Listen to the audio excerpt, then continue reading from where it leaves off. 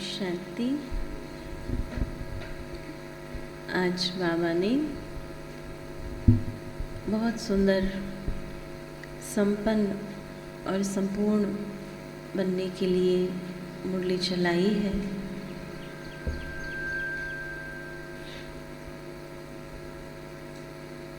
बाबा ने कहा कि अगर 4 सत्ताओं में हम बैलेंस रखते हैं तो बाप समान संपन्न और संपूर्ण बन सकते हैं। तो बाबा ने कहा कि 3 सत्ताएं जो आज संसार में भी है वो है कौन सी सत्ताएं? धर्म सत्ता, राज्य सत्ता, विज्ञान की सत्ता, और चौथे के लिए बाबा ने कहा कि वो केवल हम बच्चों के पास है। वो कौन सी सत्ता?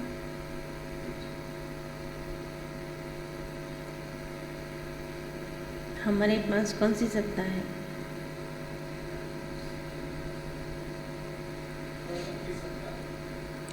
तो बाबा ने कहा कि श्रेष्ठ कर्मों की सत्ता।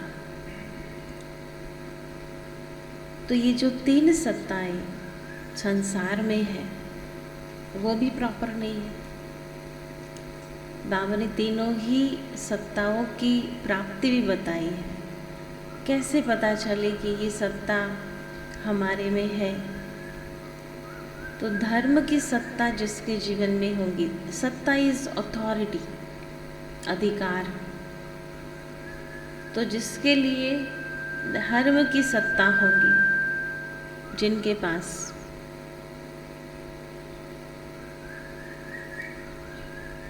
वो धर्म की सत्ता की प्राप्ति बाबा ने बताई कि वो सदा ही श्रेष्ठ, सुखी और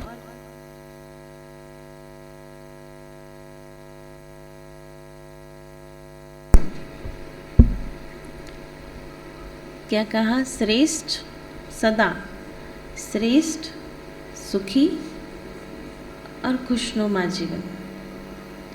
ये तीनों की अनुभूति उसको धर्म सत्ता में होगी। अर्थात बहुत हाई नहीं रखो, बहुत लो नहीं रखो, इको आ रहा है। तो उसमें ये है कि बाबा ने ये समझाया कि धारणा की सत्ता है ये, जो अपने जीवन में बाबा की श्रीमत अनुसार जो धारणा करना चाहे वो करता है, तो उनके जीवन में क्या होगा? वो सुखी रहेंगे, खुशनुमा रहेंगे, उनका चेहरा खुश नज़र आएगा। क्यों? क्योंकि उन्होंने जो धारण किया है उसकी अथॉरिटी उनके पास है। आज हम सुनते हैं बहुत अच्छी मुरलियाँ, रोज सुनते हैं, लेकिन धारण नहीं कर पाते। उसका जो बोझ है वो आत्मा को खुश या सुख का अनुभव नहीं करने देता है। इसलिए सुनते तो है, कई बार मुरली सुनते नींद आ जाती है। तो कहा हमने क्लास में सुना था, वो बोझ है आत्मा पर, धारण नहीं किया है ना, तो वो बोझ का अनुभव करता है। जो धारणा करता है वो खुशी का अनुभव करता है, शक्ति का अनुभव करता है। और इसलिए हम मुरली कितना रोज सुनते हैं वो तो अच्छा ही है, सुनना तो रोज सुनना चाहिए, लेकिन वो सुनने के साथ साथ हमने धारण कितना किया, उसके फलस्वरूप हमारे जीवन में सदा खुशी रहेगी, सदा हमारा जीवन खुशनुमा दिखाई देगा। फिर राज्य सत्ता की बात बाबा ने सुनाई, वो भी बहुत सुंदर। बाबा ने कहा कि राज्य सत्ता, तो सबसे पहले राजा कहाँ बनना है? किसके ऊपर? स्वराज्य पर। पहले तो हम संगम पर स्वराज्य अधिकारी हैं। तो बाबा ने कहा कि जो भी कर्मचारी है, सेवा साथी है, उनको प्राप्ति की अनुभूति कराना, माना मेरी एक एक कर्म इंद्रियां प्राप्ति का अनुभव करें। जिसके आधार पर प्राप्ति से क्या मिलेगा। समझो किसी के जीवन में बहुत कुछ प्राप्त हो रहा है तो उनके जीवन में क्या आएगा, संतुष्टता। तो बहुत सुंदर जो एक लाइन में बाबा ने समझाया कि राज्य सत्ता जिनके पास होगी उनको 2 कलाएं उनके जीवन में होंगी, खुद को चलाने की कला और दूसरों को भी चलाने की कला। मैंने सबके बीच में संगठन में खुद चले भी और दूसरों को चलाए भी। और कैसे चलाए, संतुष्टता के आधार पर। तो वो है राज्य सत्ता। फिर विज्ञान की सत्ता किसको कहा आज बाबा ने। विज्ञान माना साधन। विज्ञान क्या है, साधन है। तो वो साधनों के माध्यम से जो अथॉरिटी उनके पास होंगी तो उनके साधन के माध्यम से क्या अनुभव होगा,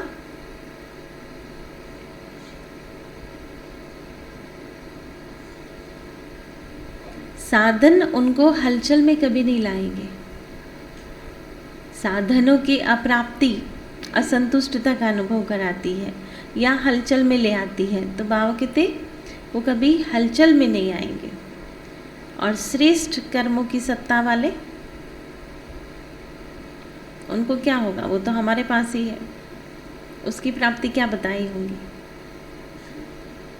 वर्तमान मैंने अभी श्रेष्ठ कर्म किया, तुरंत क्या मिलेगा, खुशी मिलेगी, प्राप्ति होगी।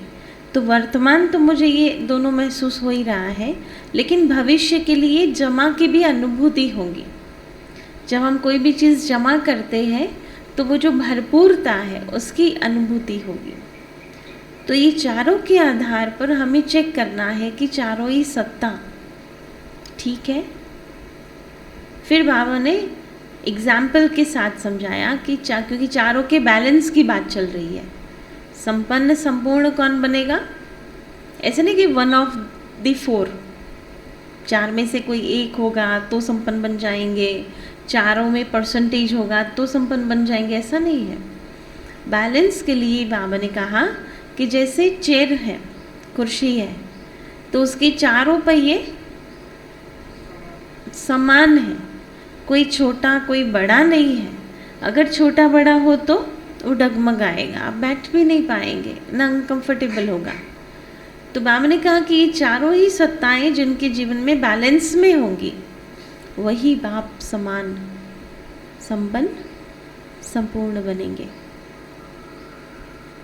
तो बाबा की वाणी सुनते जाएंगे और गहराई से अपने आप को चेक भी करते जाएंगे कि वो सत्ता हमारे में कितना परसेंटेज है। ओरिजिनल डेट 10 जनवरी 91, 10 जनवरी 91। तपस्या वर्ष में ये चल रही है मुरलियाँ, क्योंकि 91 तपस्या वर्ष था, डिक्लेयर हुआ था यज्ञ से। तो टॉपिक है 4 सत्ताओं के बैलेंस से, 4 सत्ताओं के बैलेंस से बाप समान संपन्न और संपूर्ण बनो। बाप समान संपन्न और संपूर्ण बनो। आज सर्वशक्तिमान बाप दादा अपने सर्व बच्चों की विशेष शक्तियों को देख रहे हैं। आज के विश्व में विशेष 3 शक्तियां हैं। एक धर्म सत्ता, दूसरी राज्य सत्ता, तीसरी विज्ञान की सत्ता। लेकिन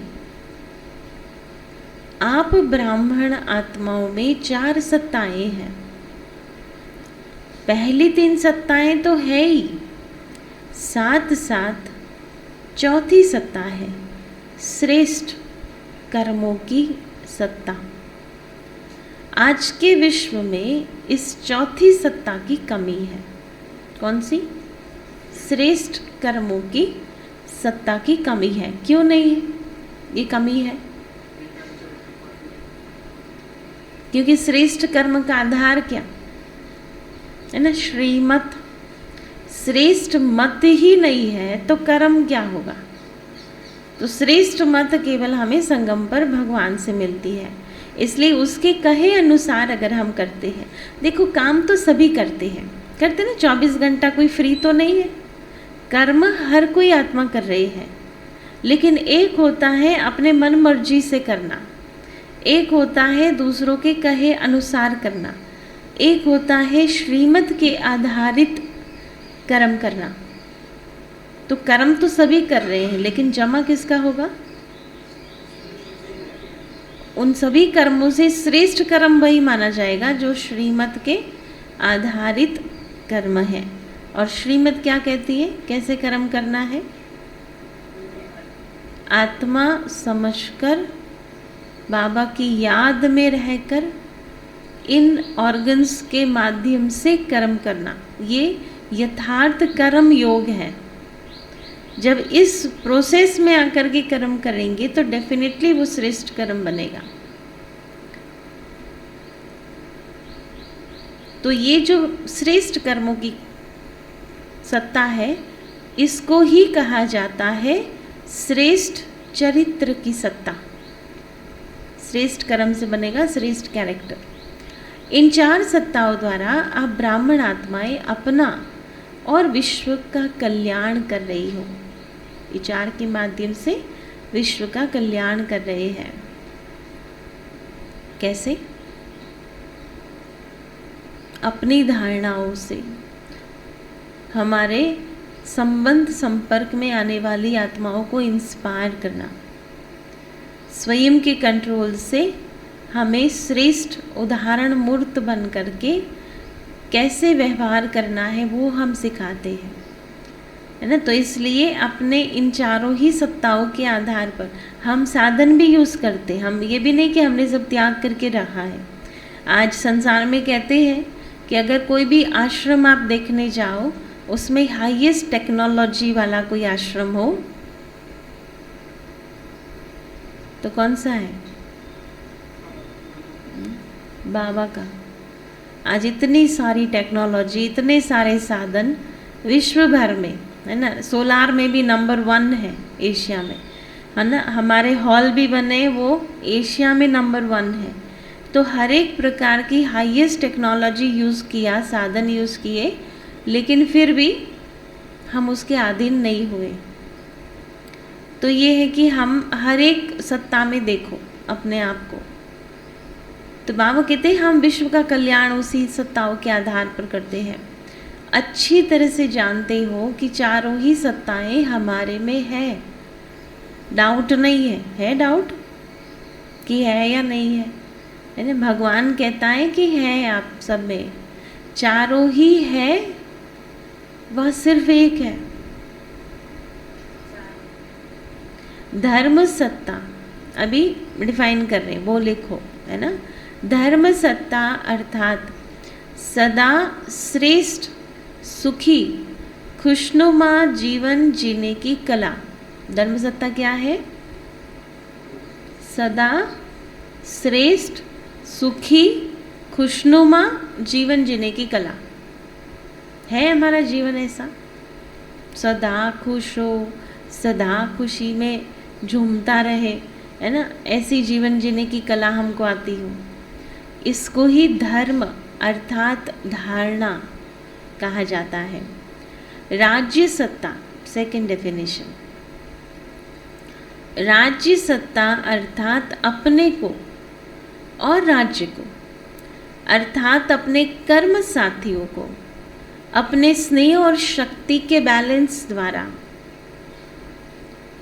अपने को, राज्य को अर्थात कर्म साथियों को, कर्म साथियों माना कर्मेंद्रियों को स्नेह और शक्ति के बैलेंस द्वारा सर्व प्राप्ति, संतुष्टता का अधिकार, दाता बन अनुभव कराना।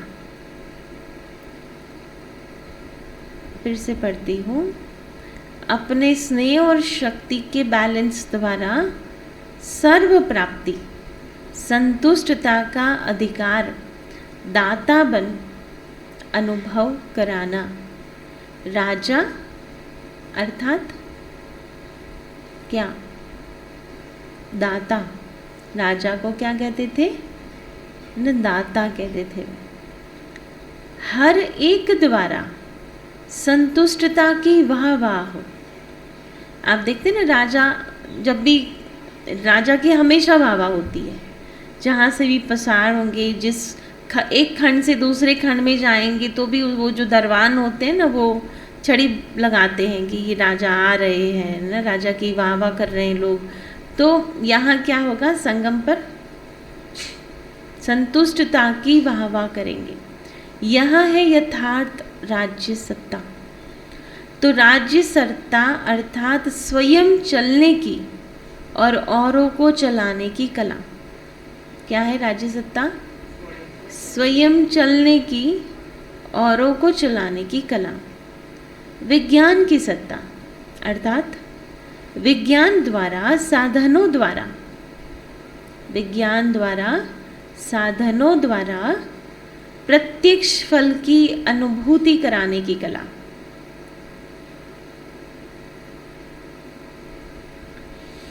विज्ञान द्वारा साधनों द्वारा प्रत्यक्ष फल की अनुभूति कराने की कला।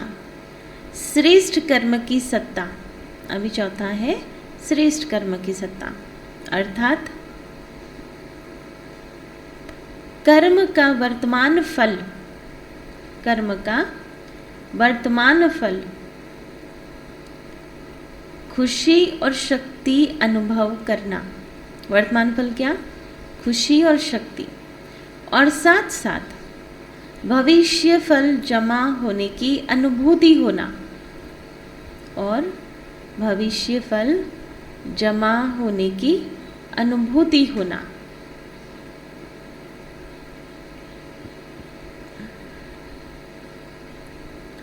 इसको कहते हैं कर्म के खजानों की संपन्नता के नशे की कला। इसे कहते हैं कर्म के खजानों की संपन्नता के नशे की कला। अब सोचो, मैंने सोचे क्या, पहले तो याद रहे, ये डेफिनेशन है ना, मामा ने बहुत गुई और लंबी कही है। तो अब सोचो, ये चारों कलाएं आपके जीवन में है। पहली कौन सी कला बताई? सदा श्रेष्ठ सुखी खुशनुमा जीवन जीने की कला। ये सारी कलाएं है ना, सत्ता ऐसे थोड़ी दी जाती है, कुछ विशेषता हो, कोई कला हो तब तो दी जाती है। तो पहली कला है सदा श्रेष्ठ सुखी खुशनुमा जीवन जीने की कला। दूसरी कला स्वयं को चलने की और दूसरों को चलाने की कला, है ना, ये कला है। तीसरी कला क्या बताई? तीसरी कला है जो मामा ने कही कि विज्ञान द्वारा प्रत्यक्ष फल नहीं, साधनों द्वारा प्रत्यक्ष फल की अनुभूति करने की कला, कराने की कला। विज्ञान द्वारा अर्थात साधनों द्वारा प्रत्यक्ष फल अनुभूति कराने की कला। और श्रेष्ठ कर्मों की कला क्या है? वर्तमान फल खुशी और शक्ति अनुभव कराना और भविष्य फल जमा होने की अनुभूति कराना, ये भी कला है। ठीक है, तो ये चारों कलाएं आपके जीवन में है। सबसे बड़ा खजाना श्रेष्ठ कर्मों का खजाना है। अगर श्रेष्ठ कर्मों का खजाना जीवन में नहीं है तो नहीं है तो भविष्य जमा नहीं होगा। तो क्या होगा? श्रेष्ठ कर्म का खजाना नहीं है तो मानव जीवन अमूल्य जीवन नहीं, लेकिन पशु समान जीवन है। जीवन तो उनका भी है, जीवन हमारा भी है। अंतर क्या है? श्रेष्ठ कर्म हम करते हैं। कुत्ता कर्म करता है, क्या करता है? खुद खाएगा, घूमेगा, पर श्रेष्ठ कर्म किया? नहीं किया। तो जो पशु है वो अपना पालन पोषण करने के लिए थोड़ा बहुत कर्म करेगा और सो जाएगा, और हमको क्या करना है? श्रेष्ठ कर्म। केवल हम अपने पालन पोषण के लिए नहीं करते, अपना पेट भरने के लिए खाया कमाया नहीं, लेकिन श्रेष्ठ कर्म किया, नहीं तो पशु समान जीवन है। आप सभी किस अथॉरिटी से विश्व के आगे चैलेंज करते हो कि जीवन जीना सीखना हो तो यहाँ आकर सीखो। कहते हैं ना दुनिया को कि उनको कहते हैं जीवन जीने की कला सीखो हमसे, है ना, और हम कंफ्यूजन में हो, है ना, ऐसा नहीं हो।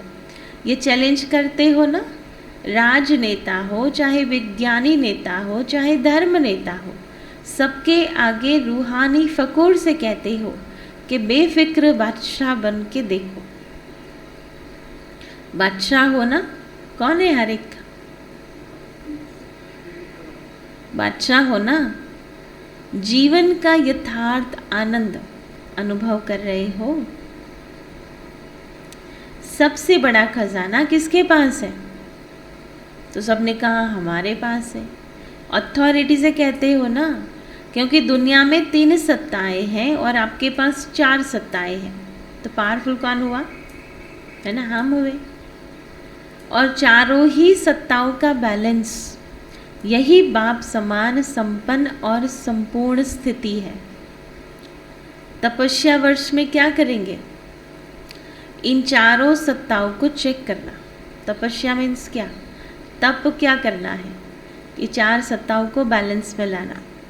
चारों ही सत्ताओं के आधार से एक स्थिति का आसन सदा अचल अडोल रहेगा। ये 4 सत्ताओं के कारण क्या होगा? स्थिति एक रस बनेगी, एक रस स्थिति का आसन मिलेगा। तपस्या सदैव आसन पर करते हो ना, बैठकर करते हैं, तो ये चारों सत्ताओं रूपी 4 पांव एक रस स्थिति के आसन को मजबूत करेंगे। हर समय बेफिक्र बादशाह का अनुभव कराएंगे। बादशाह अर्थात अधिकारी और प्रजा अर्थात अधीन रहना पड़ता है ना। एक है अधिकारी और एक है अधीन, है ना। तो आप कौन हो? प्रजा हो या बादशाह हो? अधीन माना न चाहते भी करना। अधीन, जो अधीन होता है ना, उसका अपना कोई चॉइस नहीं होता, अपना कोई डिसीजन नहीं होता, अपनी कोई इच्छाएं नहीं होती, जो कहा जाता है वही करना पड़ता है ना। तो हम कौन हैं? तो आप बेफिक्र बादशाह हो ना, बेफिक्र प्रजा तो नहीं हो। राजयोगी हो, प्रजा योगी तो नहीं हो। इस बेफिक्र बादशाही की निशानी क्या दिखाई देती है? क्या दिखाई देगी जो बेफिक्र बादशाह होगा?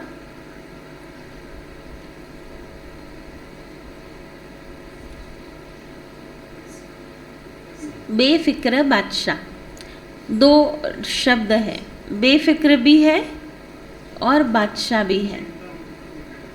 चिंता मुक्त, प्रसन्न।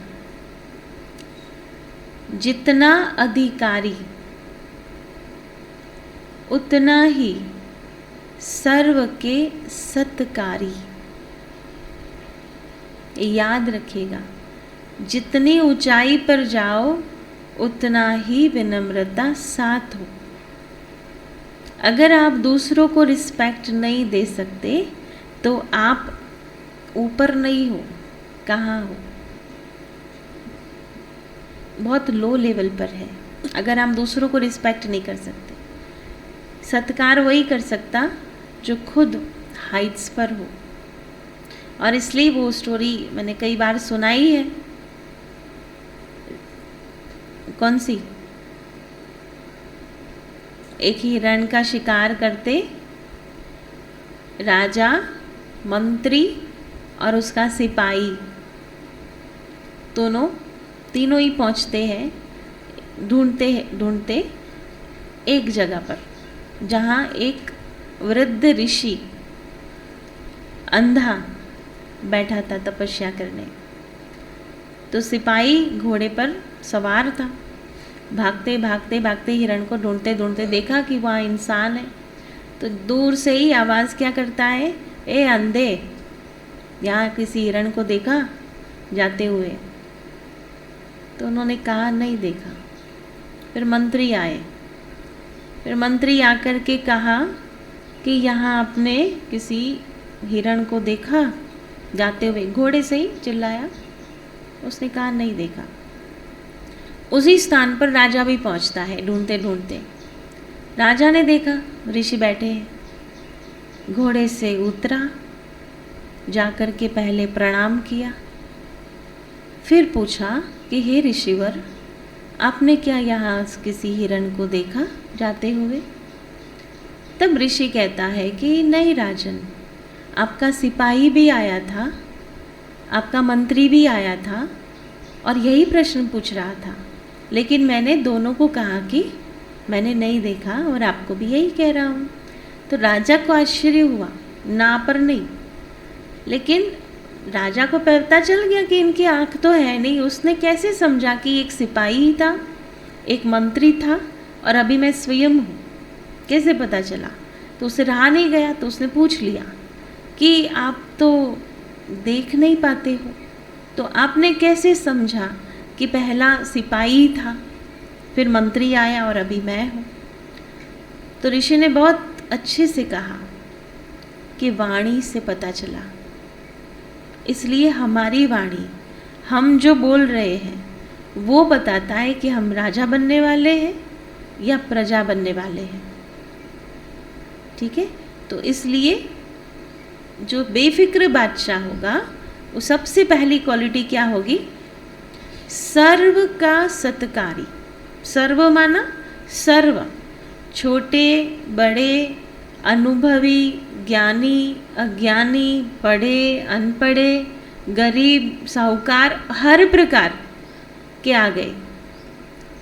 जो ब्रह्मा बाबा के जीवन से हमने देखा, बूढ़ी बूढ़ी अनपढ़ माताओं को भी कितना रिस्पेक्ट किया, उसके पाँव दबाए न। बाबा कहते थे ना कि मैं तो माताओं के पाँव दबाता हूँ, इतना इज्जत दिया। कहते ये भोली भोली माताएं क्या करेगी, क्या करेगी?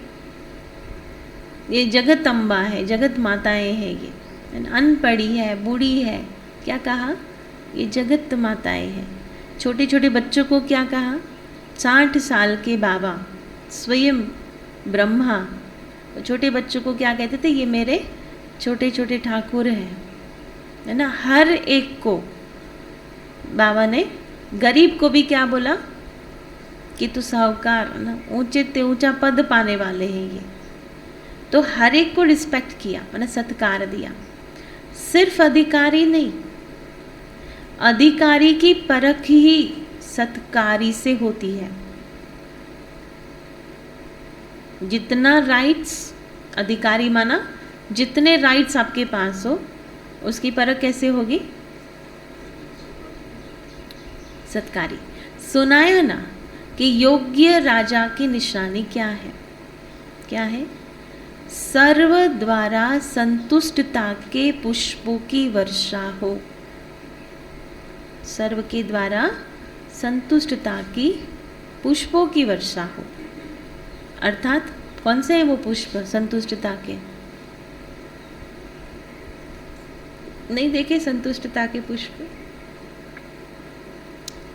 वाह वाह, है ना, वाह वाह के गीत गाएंगे, संतुष्टता होगी। इसलिए ये चेक करो कि सारे दिन में हम जो भी कर्म करते, हम जो वाणी बोल रहे हैं, क्या उससे संतुष्ट है हमारे साथ रहने वाले, हमारे संपर्क में आने वाले? तो हर आत्मा हमसे संतुष्ट हो, वाह वाह के गीत हो। ऐसी राज्य सत्ता प्राप्त की है। पहले अपने समीप के कर्म साथी, कर्म इंद्रियों को चेक करो कि मुझ आत्मा राजा के स्नेह और शक्ति अर्थात लव और लॉ दोनों ही सदा ऑर्डर में चलते हैं या कभी कभी हमारी कर्म इंद्रियां लव और लॉ के ऑर्डर में चलती है। लव और लॉ माना क्या?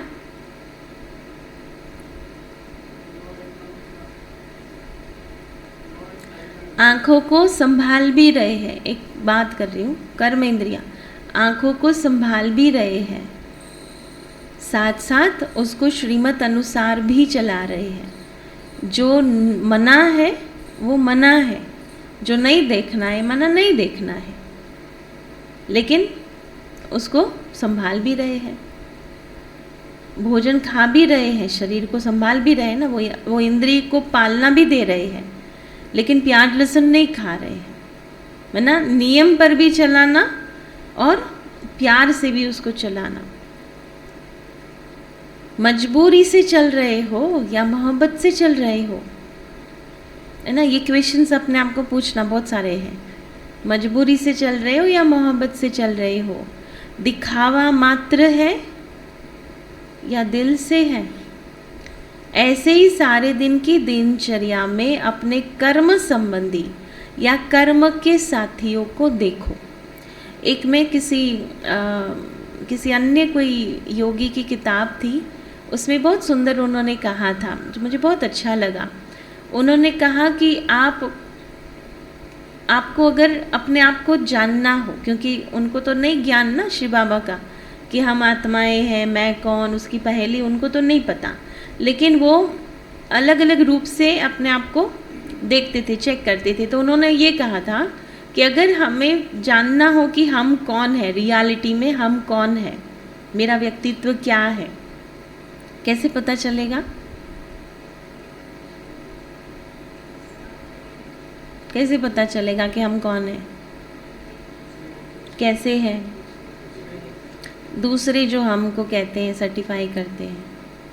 उसने लिखा था, एकांत में, अकेले में आप जो करते हैं वो आप हो।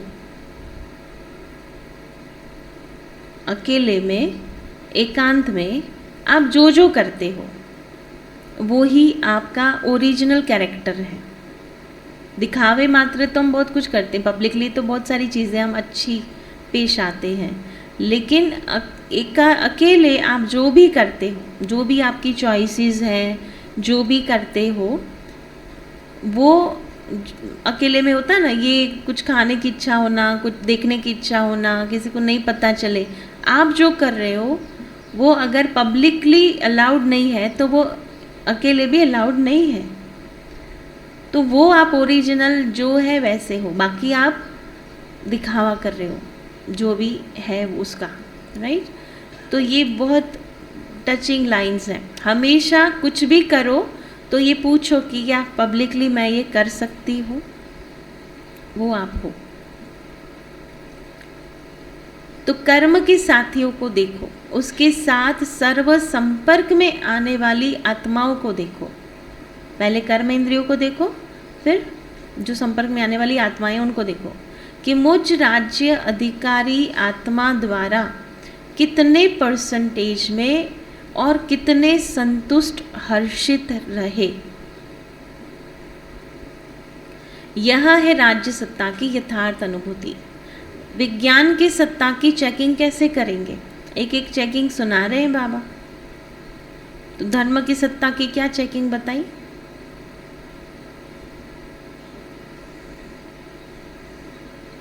आज जितनी सरल है ना उतनी ही बहुत डेप्थ वाली है मुरली।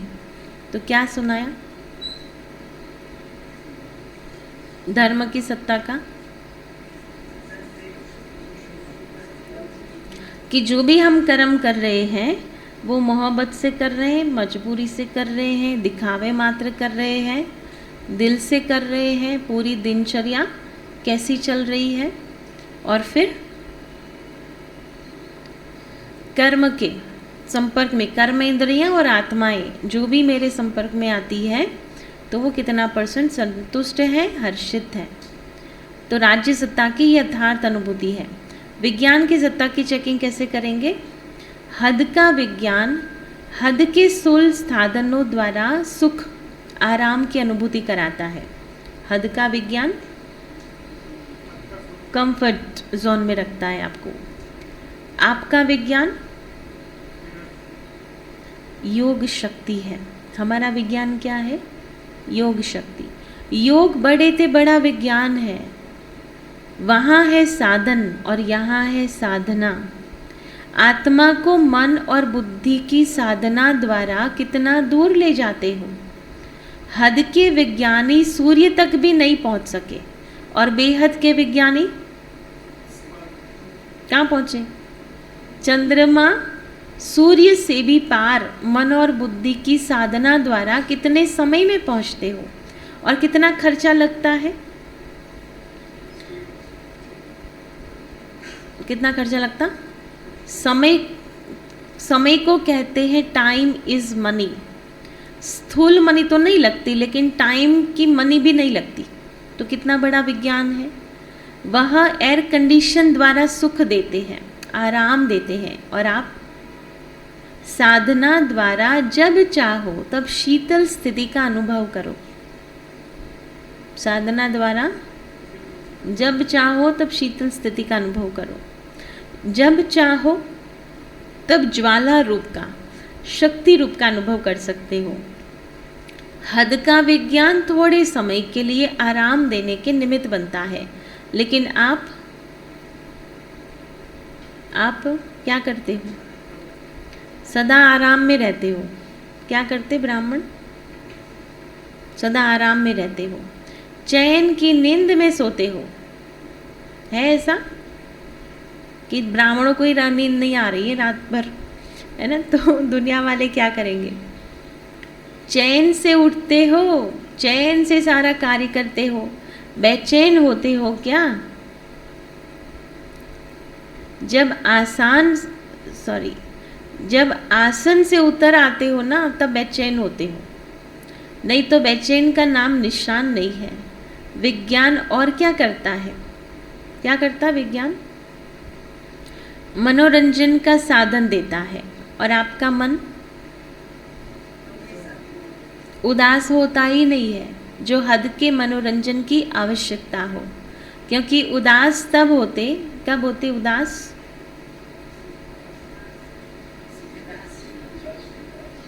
जब मन के दास बनते हो, है ना? इसलिए जब चेहरा उदास हो जाए ना, तो क्या समझो? क्या समझो? मन के दास है ना? जो दासी बनने वाले हो ना, वो उदास बनते। राजा बनने वाले तो राजी रहते। तो इसलिए संगम पर जो सदा राजी रहता हर परिस्थिति में, वो राजा बनेगा, और जो छोटी छोटी बात में उदास होता रहता है, तो वो फिर दास ही बनेगा। तो दास कब बनते? जब मन के दास बनते हो। दास बनते हो क्या? पूछते हैं बाबा के बच्चे दास? या कभी कभी 63 जन्म के संस्कार आ जाते हैं। क्या होता है? कभी ना किसी का मूड ऑफ का संस्कार ही होता है, छोटी छोटी बाबत में उसकी स्विच ड्रिप ही हो जाएगी, है ना? उड़ जाएगी, है ना? अभी तो बादशाह बन गए हो ना, न दास बनते न उदास होते, इसलिए मन सदा मौज में रहता है। एकांत में है तो भी मौज में है, संगठन में है तो भी मौज में है। समझे? ऐसा नहीं कि हम जो चाहे, कईयों को होता है ना, लोगों में रहना बहुत पसंद आता है, तभी भी मौज। कोई नहीं है तभी भी मौज। हर सिचुएशन में मौज में रहना, ये है मौज की स्थिति। आप चाहे ऐसा मिले और मौज करो, ऐसा नहीं, है ना? इसलिए हमने देखा, कई बार हमने सुना, लॉकडाउन के टाइम, है ना, जब कुछ भी सेवा नहीं थी, तो काफ़ी सारी बहनों ने कहा कि कोई मज़ा ही नहीं है लाइफ में, कोई सेवाएं नहीं है, कोई ना स्टूडेंट है ना? लेकिन उस समय भी आनंद करना अपनी तपस्या का, वो काफ़ी कम बहनें कर पाई। तो ये है, हर सिचुएशन में मौज में रहना। ये नहीं कि हमारी डिमांड पर ये हो तब हम खुश रहें, बाकी नहीं रह सकते हैं। तो संगठन में है तो भी मौज, अकेले है तो भी मौज, बाहर जाना मिला तो भी मौज, घर में रहना पड़ा तो भी मौज। हर सिचुएशन में मौज ही मौज का अनुभव होना। सदा मौज के दाता मालिक बाप के साथ रहते हो ना, कि कभी कभी रूठ जाते हो। रूठना नहीं, क्या कहते हैं बाबा? रूठना नहीं, मन अथवा मुंह को फेर नहीं देना। वो मुखड़ी माता है ना हमारे वहाँ शांतिवन में, है ना, बाहर, तो उसका मुंह कैसा है? ऐसा है, देवी है लेकिन उसका मुंह ऐसे है, टेढ़ा, जो रूठ जाता है ना, तो नहीं टेढ़ा माँ का मुँह करते हैं, तो उसका यादगार है वो। तो ऐसे चेक करो कि विज्ञान की सत्ता कहाँ तक अविनाशी रहती है। ऐसे ही है धर्म सत्ता, है ना, एक एक चेकिंग करना। धर्म अर्थात श्रेष्ठ जीवन जीने की कला, ये धारणा ही धर्म है। आप सब तो धर्म आत्माएं भी हो और श्रेष्ठ कर्म आत्माएं भी हो। तो ये चेक करो कि ब्राह्मण जीवन में जी रहे हैं। ब्राह्मण जीवन अर्थात सदा निर्विकल्प, निर्विघ्न, निर्विकर्मी, सदा निराकारी, सो साकारी। क्या? सदा निर्विकल्प, निर्विघ्न, निर्विकर्मी, सदा निराकारी, सो साकारी। इसको कहा जाता है जीवन जीने की कला, जहाँ कोई हद की इच्छा नहीं, कोई अप्राप्ति नहीं। सदा यह गीत गाते रहे, पाना था सो पा लिया। इसको ही कहा जाता धर्म सत्ता।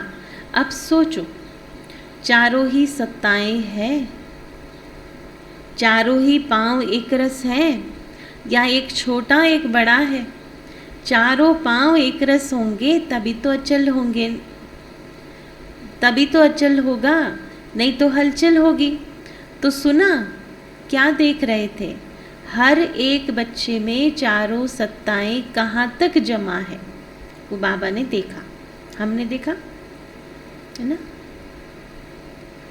खुशी से जीने वाले हो ना, कि मजबूरी से जी रहे हैं?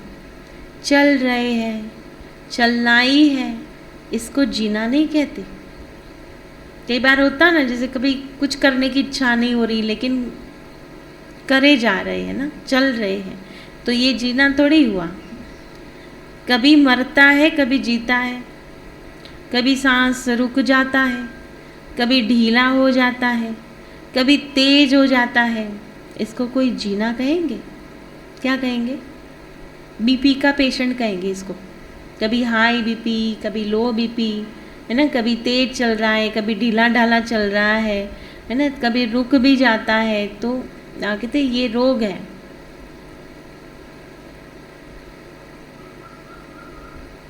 फिर बाबा की मुरली चल रही थी, उसी में किसी बहन को तकलीफ़ हुई। कभी कभी कोई चिल्लाता था, कभी परेशान होता था, तो बाबा ने क्या कहा?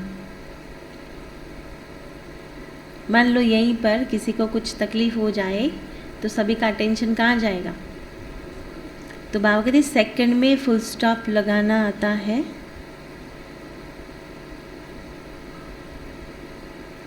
कि टाइम लगता है। बीती सो बीती, फुल स्टॉप, यही विज्ञान है। विज्ञान माना योग, योग माना आप योग कर रहे हैं, उसकी निशानी क्या? सेकंड में फुल स्टॉप लगे, उस सिचुएशन से तुरंत बाहर आ सको। तो कई दिनों तक तो याद रहता है कि इसने मेरे को ये कहा था, है ना, फुल स्टॉप कहाँ लगा, इसने मेरे साथ ऐसा किया, कहाँ लगा फुल स्टॉप, है ना। तो फुल स्टॉप माना जो सेकंड गई बीता, फुल स्टॉप। यही विज्ञान है। विज्ञान भी चीज़ को मिटा देता है ना। बेहद के विज्ञान की सत्ता से सेकंड में बिंदी लगाना अर्थात फुल स्टॉप लगाना, इसके लिए ही तपस्या का गोल्डन चांस मिला है। क्योंकि फाइनल पेपर में चारों ओर 5 तत्व प्रकृति के और 5 विकार सभी मिलकर हलचल में लाने का प्रयत्न करेंगे। क्या होगा लास्ट पेपर में?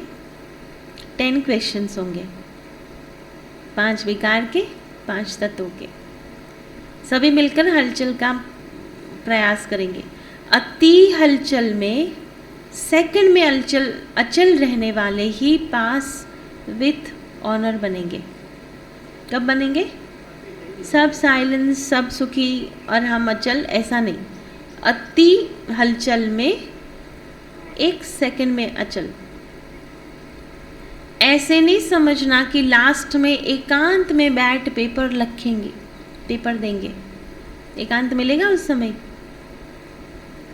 अति हलचल में अति अचल। प्रोग्राम है, बहुत सारी रिस्पॉन्सिबिलिटी है, दौड़ा भागी चल रही है, उसमें कोई कहे बिंदु रूप स्थिति का अनुभव करो, होगा? फरिश्ता बनकर उड़ो, काम करो, नहीं होगा। कहते पहले मेरे को शांति से 1 घंटा तो लगता है सेटल होने में, है ना। कोई कहता है ना अनुभव में कि अभी 1 घंटे के बाद तो स्थिति बनना शुरू होती है ना। तो वो 1 सेकंड वाला कब होगा? आप समझेंगे कि पेपर के टाइम आपको एकांत में बैठ करके पेपर लिखने को मिलेगा, नहीं। यह पेपर है, यही क्वेश्चन आएगा, इसलिए अभी से अभ्यास करो। क्वेश्चन क्या है? हलचल। आंसर क्या है? अच्छा, सारे क्वेश्चन का आंसर है बिंदी। उसने बोला बिंदी, इसने कहा बिंदी, है ना। हर चीज में बिंदी, बिंदी सॉल्यूशन है हर चीज का, आंसर भी वही है। तो अभ्यास करो अचल रहने का। बाहर की हलचल मन को हलचल में नहीं लाए, इसको ही कहा जाता है विजयी रत्ना। अच्छा, कितना परसेंटेज है अभी वो आज लिखना। वर्स्ट कम वर्स्ट सिचुएशंस, जो आपको बहुत इरिटेटिंग सिचुएशंस होती है, उसमें कितना समय में हम फुल स्टॉप लगा सकते हैं, अचल रह सकते हैं। चारों ओर की श्रेष्ठ धर्म सत्ता वाली धर्म आत्माओं को, बेहद के विज्ञान सत्ता वाली साधना स्वरूप आत्माओं को, राज्य सत्ता वाले स्वराज्य अधिकारी आत्माओं को, श्रेष्ठ कर्म सत्ता वाले कर्म योगी आत्माओं को, बाप दादा का बेफिक्र बादशाह बनने वाले बाप समान बाप का याद प्यार और नमस्ते। रूहानी बच्चों की रूहानी बाबा को याद प्यार, गुड मॉर्निंग और नमस्ते। अच्छा, आज टीचर्स ने भी त्याग किया है। सभी टीचर्स पीछे बैठी है, क्योंकि बाप दादा के टाइम फ्रंट में टीचर्स होती है, बाकी सब पीछे होते हैं। तो इस टर्न में ऐसा किया होगा। तो त्याग का भाग्य स्वरूप याद प्यार विशेष स्वीकार हो। टीचर का काम ही है क्या? टीचर का काम औरों को आगे बढ़ाना। टीचर का काम क्या है? औरों को आगे बढ़ाना। अच्छा किया, प्रैक्टिकल कर्म करके दिखाया, इसकी मुबारक है। अच्छा, डबल विदेशियों के भी पत्र और कार्ड बहुत आए हैं, देश वालों के भी कार्ड और पत्र बहुत आए हैं। कार्ड कहाँ रखे हैं? पूछ रहे बाबा। दिल के डिब्बे में संभाल कर रखे हुए हैं। जिन्होंने भी नए वर्ष की विशेष याद प्यार भेजी है, उनको नाम सहित सभी बच्चों को नए वर्ष के हर समय में नवीनता की मुबारक हो, मुबारक हो। अब विश्व में एक एग्जाम्पल बनकर दिखाओ कि कर्मयोगी स्थिति की क्या कमाल होती है। जो एग्जाम्पल बनता है ड्रामा में, एग्ज़ाम के टाइम उसे एक्स्ट्रा मार्क्स मिलती है ना। लिखो, गोल्डन वर्जन है ये। जो एग्जाम्पल बनता है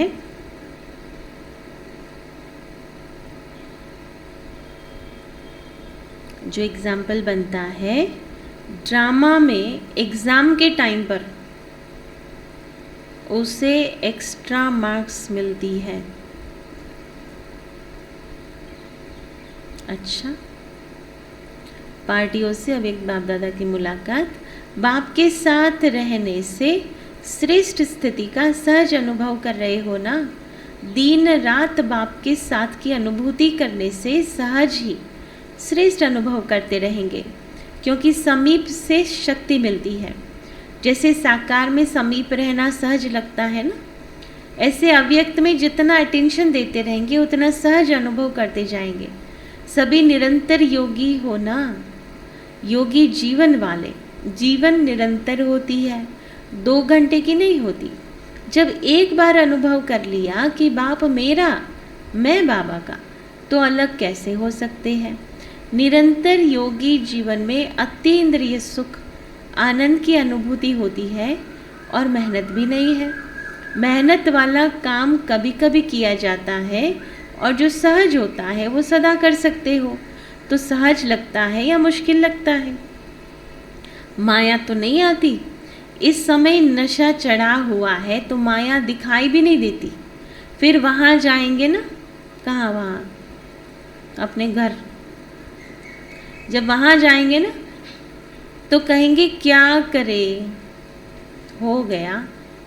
निरंतर की स्थिति अच्छी है। एक बाप के सिवाय और ऊंचा है ही क्या। तो एक ऊंची चीज़ प्रिय लगती है और दूसरा जो प्यारा होता है वो प्रिय लगता है। एक ऊंची चीज़ अच्छी लगती है और एक प्यारी चीज़ अच्छी लगती है। सबसे ऊंचा तो बाप ही है, तो और क्या याद आएगा। सिर्फ बीच बीच में अपने को चेक करते रहो। थोड़ा भी परसेंटेज कम हो तो उसको बढ़ा देना चाहिए, फिर माया को आने की मार्जिन नहीं रहेगी। लेकिन होता क्या है, चलते चलते साधारण स्थिति होती जाती है और समझते हैं याद तो है ही, भूले तो है ही नहीं। लेकिन साधारण होते होते विस्मृति की ओर चले जाते हैं। इसलिए साधारण भी होने नहीं दो। थोड़ा भी परसेंटेज कम हो तो ऐड कर लो, तो सदा ही शक्तिशाली रहेंगे। शक्तिशाली आत्मा के बीच में माया के आने की हिम्मत नहीं होती। माया आए फिर युद्ध करो, इसमें समय चला जाता है और लिंक टूट जाता है। टूटे हुए लिंक को जोड़ना, उसमें निरंतर में अंतर पड़ जाता है। इसलिए साधारण स्थिति भी होने नहीं दो। इस गलती में नहीं रहो कि बाप की याद तो है ही नहीं, लेकिन सदा याद स्वरूप है। अपने आप को क्या पूछो, सदा याद स्वरूप है। याद स्वरूप अर्थात शक्तिशाली। कभी कभी काम, क्रोध, लोभ, मोह बड़े विकार नहीं आते हैं, लेकिन अपना ही स्वभाव या अपना ही संस्कार साधारण स्थिति बना देता है। क्या कहा, विकार नहीं आए, लेकिन अपना ही स्वभाव, अपना ही संस्कार उसको साधारणता की ओर ले जाता है। यह अलबेलेपन के रूप में माया आती है। स्टडी रोज करते हो, मुरली भी सुनते हो, सेवा भी करते हो, लेकिन जैसा होना चाहिए वैसा नहीं, है ना। कर तो सभी रहे हैं, लेकिन चल रहे हैं, लेकिन स्पीड क्या है, चलने के साथ स्पीड भी अच्छी हो। बाप सभी बच्चों को सदा ही उच्च देखता है और सदा ही उच्च देखने की शुभ आशाएं रखता है। क्या देखता बाबा, सदा बहुत ऊंची स्थिति में हमको देखता है और देखना चाहता भी है ना। तो हमको उसी स्थिति में रहना है। अच्छा, सभी श्रेष्ठ कर्म करने वाले, कर्म की सत्ता वाले हो ना। श्रेष्ठ कर्म की पूंजी जमा है ना। कितने जन्म चलेगी, कितना जमा किया है, पूरा कल्प चलेगी या 21 जन्म चलेगी, कितना जमा किया।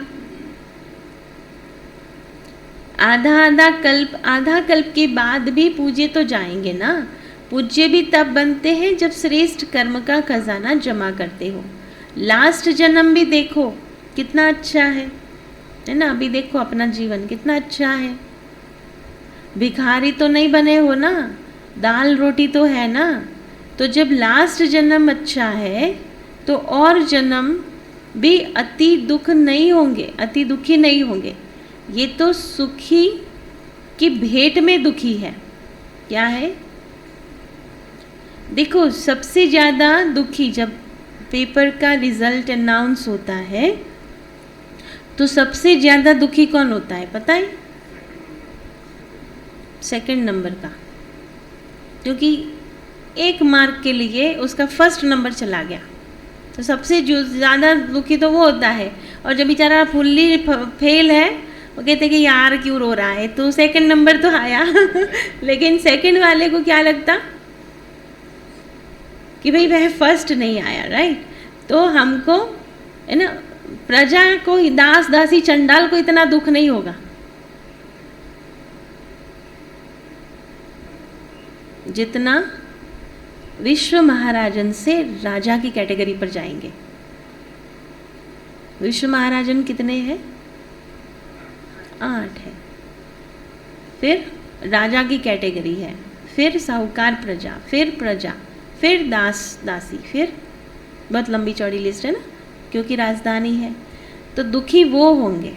ये एक मार्क के लिए जो 9 नंबर वाले को दुख होगा ना, उसकी तुलना में कोई नहीं आएगा, क्योंकि थोड़ा पुरुषार्थ में अलबेलापन, थोड़ा सा अपने कर्मों पर अटेंशन न रखा और 8 पर नहीं आया, वो 8 की लिस्ट में वो उसका नंबर नहीं लगा, वो 9 नंबर पर आ गया। इसलिए बाबा कहते हैं हर टाइम अटेंशन रखो। ऐसा नहीं कि एग्ज़ाम के टाइम, हमारा तो रोज़ एग्ज़ाम है, ये सारे मार्क्स फाइनल टोटल में लग जाएंगे। इसलिए बाबा ने कहा कि जो एग्जाम्पल बनेगा वो फाइनल एग्ज़ाम में उसके मार्क्स काउंट होंगे। इसलिए हमको हर सेकंड, हर मोमेंट श्रेष्ठ स्थिति में रहने की प्रैक्टिस करनी चाहिए, एग्जाम्पल बनना चाहिए। तो बाबा कहते बाकी ऐसे दुखी तो नहीं होते हो ना जो फकीर बनकर रोटी मांगो। दुनिया के हिसाब से अति दुखी नहीं होते हैं, सत्युग के हिसाब से हालत ख़राब है ना सत्युग के हिसाब से दुखी होते हैं। अच्छा, टीचर्स का भी लक है जो सेवा की लॉटरी मिल जाती है। लॉटरी तो सबको मिलती है, लेकिन इन्हों को सेवा की लॉटरी विशेष मिली है। आप लोग भी टीचर्स को देख खुश होते हो ना, या समझते हो टीचर्स आगे क्यों है? आगे रखने वाले स्वतः ही आगे हो जाते हैं। रिगार्ड देने वालों को रिगार्ड मिलता ज़रूर है, यह एक अनादि नियम है। क्या? रिगार्ड देने वाले को रिगार्ड मिलेगा। देना अर्थात लेना और लेना अर्थात गंवाना।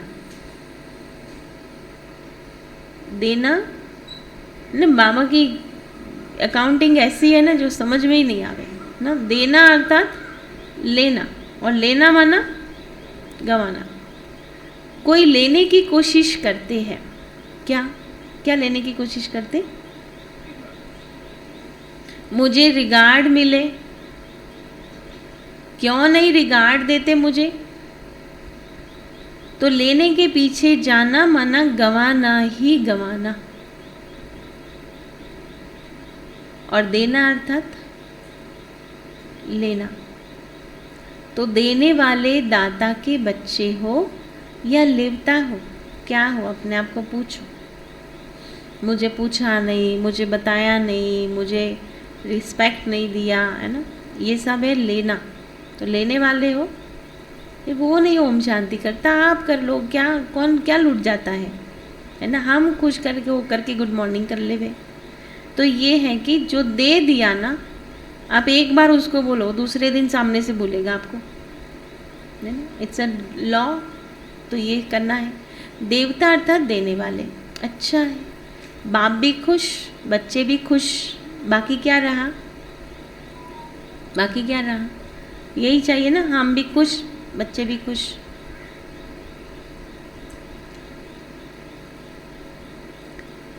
तो बाकी क्या रहा? टीचर्स सबसे ज़्यादा खुश है? क्योंकि टीचर्स की खुशी किस में है?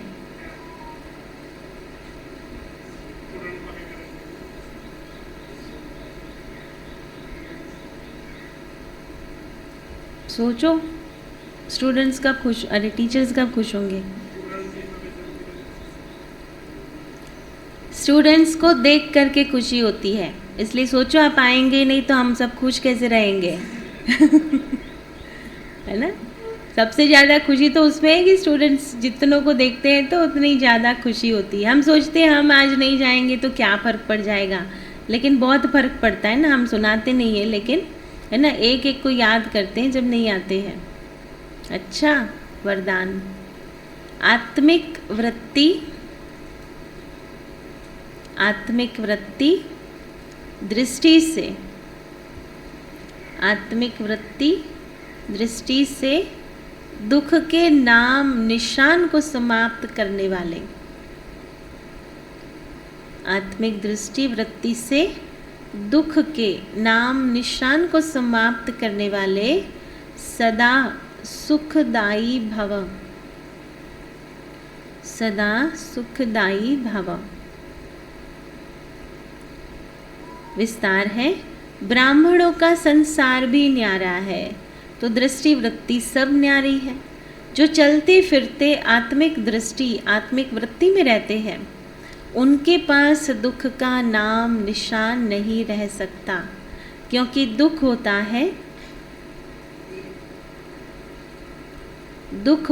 है शरीर भान से। दुख की जड़ कहाँ है? अगर शरीर भान को भूलकर आत्मिक स्वरूप में रहते हैं तो सदा सुख ही सुख है। उनका सुखमय जीवन सुखदायी बन जाता है। वे सदा सुख की शैया पर सोते हैं और सुख स्वरूप रहते हैं। स्लोगन है, खुद को देखो और खुद की कमियों को भरो। खुद को देखो और खुद की कमियों को भरो, तब खुदा का प्यार मिलेगा। खुद को देखो और खुद की कमियों को भरो, तब खुदा का प्यार मिलेगा। वंडरफुल। आज का स्वमान है, मैं बंधन मुक्त हूँ। मैं बंधन मुक्त हूँ। और साक्षी दृष्टा की पॉइंट है, स्थिति को बनाने के लिए 2 शब्द याद रखो, एक साक्षी और दूसरा साथी। एक तो साथी को सदैव साथ रखो, दूसरा साक्षी बनकर हर कर्म करो। तो साथी और साक्षी ये 2 शब्द प्रैक्टिस में लाओ तो बंधन मुक्त की अवस्था बहुत जल्दी बन सकती है। सर्वशक्तिवान का साथ होने से शक्तियाँ भी सर्व प्राप्त हो जाती है और साथ साथ साक्षी बनकर चलने से कोई भी बंधन में फंसेंगे नहीं। तो बंधन मुक्त हुए ना। तो साक्षी स्थिति की प्रैक्टिस करनी है आज सारा दिन, साथी और साक्षी। और आज चिंतन क्या करेंगे?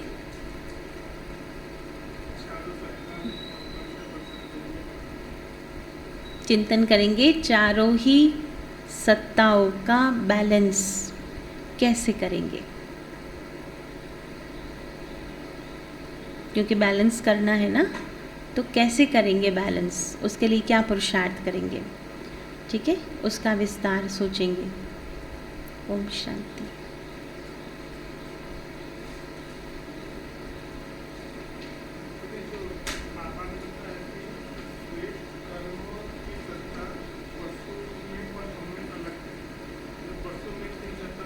अगर श्रेष्ठ कर्म ही नहीं करते तो जीवन पशु तुल्य है। वो भी तो जीते हैं, खाते पीते सोते हैं,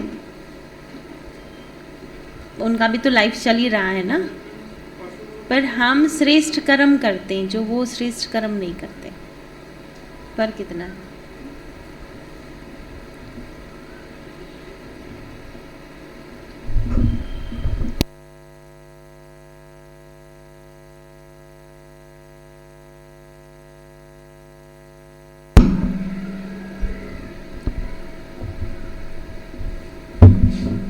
ओम शांति।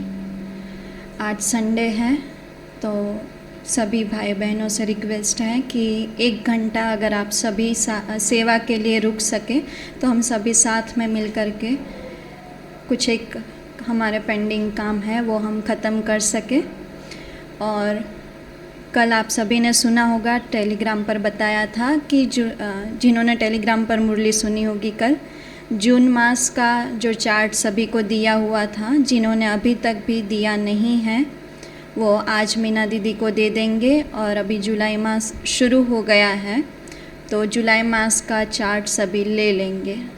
जो गुजरात जोन का तीव्र पुरुषार्थ का चार्ट मिला हुआ है वो सभी को दे देना है जून मास का। और सभी को पता है कि हर रोज़ हमारे जो भी निवासी भाई बहनें हैं वो हर रोज़ कमेंट्री से योग कराते हैं। और मुरली के बाद जो चिंतन की पॉइंट दी जाती है वो भी सभी भाई बहनें हर रोज़ अलग अलग भाई बहनें सुनाते हैं।